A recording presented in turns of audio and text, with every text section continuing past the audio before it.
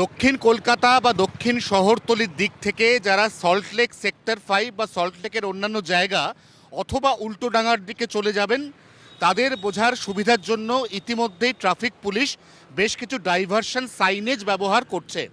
এই হচ্ছে দক্ষিণ কলকাতার দিক। আমার ঠিক সামনেই রয়েছে সায়েন্স সিটি।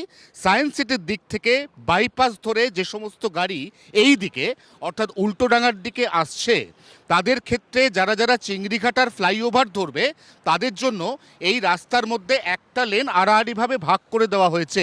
অর্থাৎ একদম সামনে এই রাস্তাটাকে মাঝখানে ব্যারিকেডিং করে খোলা যে অংশ রাখা হয়েছে, সেই রাস্তা শুধুমাত্র যারা চিংড়িঘাটা ফ্লাইওভার ব্যবহার করবেন তাদের জন্য।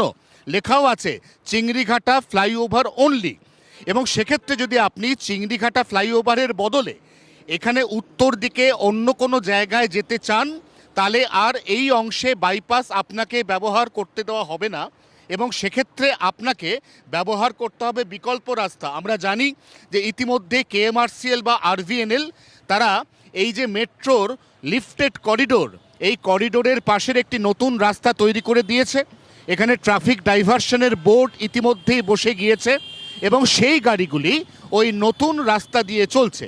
এই গাড়িগুলি গিয়ে পড়বে চিংড়িঘাটা মোড় ঠিক ক্রস করার পরে যে কালভার্ট রয়েছে সেই কালভার্টের মুখে। তারপর সেখান থেকে আবার তারা ইস্টার্ন মেট্রোপলিটন বাইপাস ধরে নিতে পারবে। সহজভাবে ট্রাফিক পুলিশ এই মুহূর্তে যান চলাচল নিয়ন্ত্রণের ব্যবস্থা করেছে।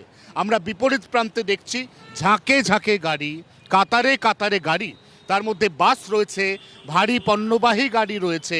এই প্রত্যেকটি গাড়ি এগুলো সমস্ত চলে যাচ্ছে নতুন রাস্তার দিকে, কারণ চিংড়িঘাটা উড়ালপুল ভারী যানবাহন চলাচলের ক্ষেত্রে উপযুক্ত নয়।